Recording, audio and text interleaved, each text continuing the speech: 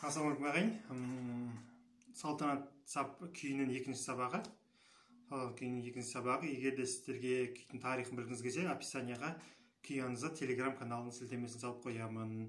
Егер де сіз мынаны бірінші көріп тұрсаңыз, онда міндетті түрде бірінші сабақта қарап шығыңыз, үйреніп шығыңыз. Бірінші сабақта біз кіріспесін және бірінші бөлімнің басын үйренеміз. Ол бірінші бөлім мына жерде немесе мына жер осы бір жерде қазір подсказкамен шығады. Ал біз кетейік. Мен өткен сабақта мынаны үйрендік.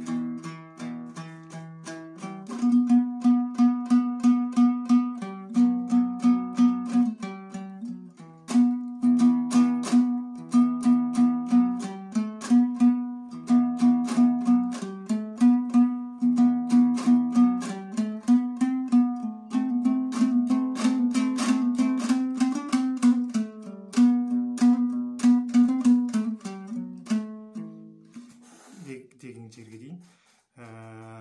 Енді арқаға кетейік. Қаз сан шығарам мен.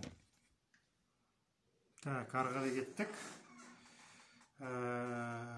Өткен сабақта 7-0 деп аяқтағанбыз, е? Енді 7-7-8 5 3 7 3 7 Осың мәне. Бұлай басамыз 5 3 асты үсті болады.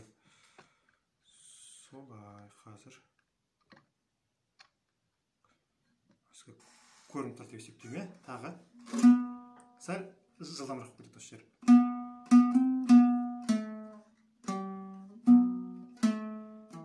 Болады. Сосын.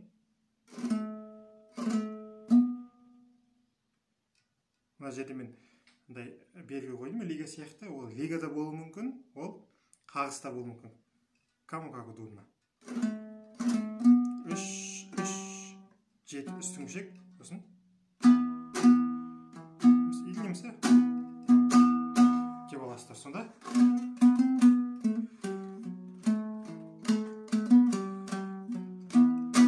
Деп ары кеттік. Ары қарай сіздерде үшінші жол мына жерде. 5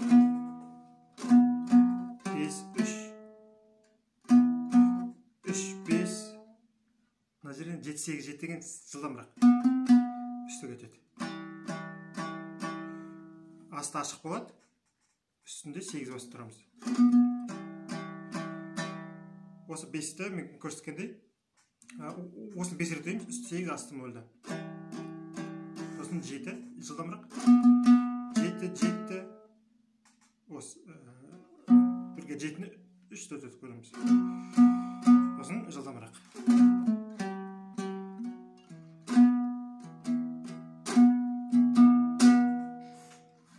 Түсінікті деп ойлаймын. Сіздерге бір айта кететін міндетті түрде ана жерде қай жерде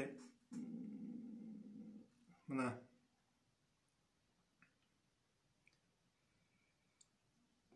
мысалы 8-ді басқанда 5 рет өтейміз, соны ұмытпаңыздар. 7-7-ні басқанда 3 рет мен оны арнайы бір квадратқа қойып қойдым, квадратқа.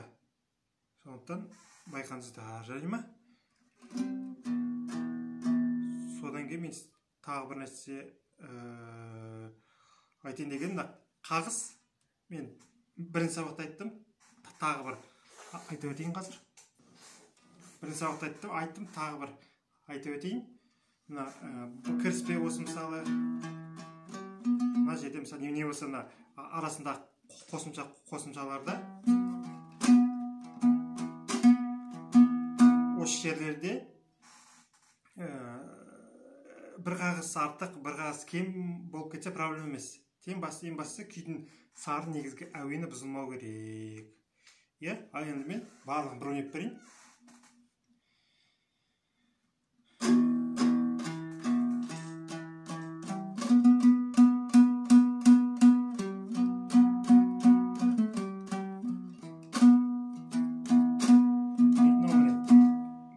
Бірінші бөлім басталды.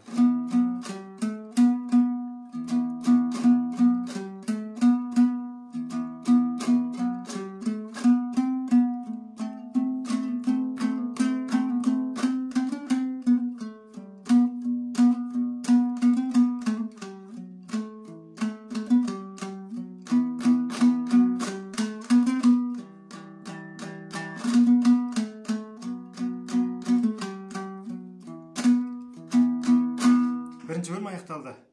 Бірінші бөлім аяқталды. Енді осы бірінші бөлімді тағы ойнап шығамыз.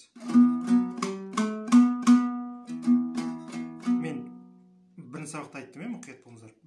Бірінші бөлім қай жерден басылады екен.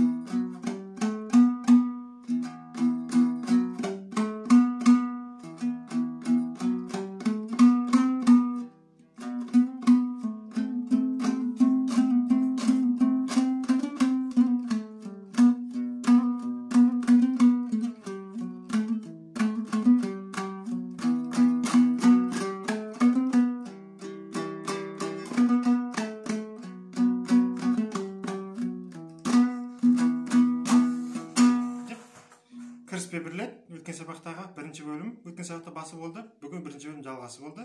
Осын бірінші бөлім біткеннен кейін тағы да бірінші бөлім қайталап шығамыз. Кіріспен керек емес. Солай. Келесі сабақта бұйырса екінші бөлімін үйренеміз. Базақта келеді. Оны асықпай. Келесі сабаққа өтпес бұрын мен сіздерге рекомендация айтайын. Кеңесімді берейін. Міндетті түрде күштілеп тұрып шығарып алыңыз. Идеальный болу керек, өйткені ары қарай сәл қиындап кетеді, өздеріңіз қиналып қаласыздар. Жақсы. Тағы видеоға лайк қойып көрсеңіздер. Дәл осы жерде қазір келесі сабаққа шығу керек. Ссылка, соны басып келесі сабақта көрсеңіздер болады.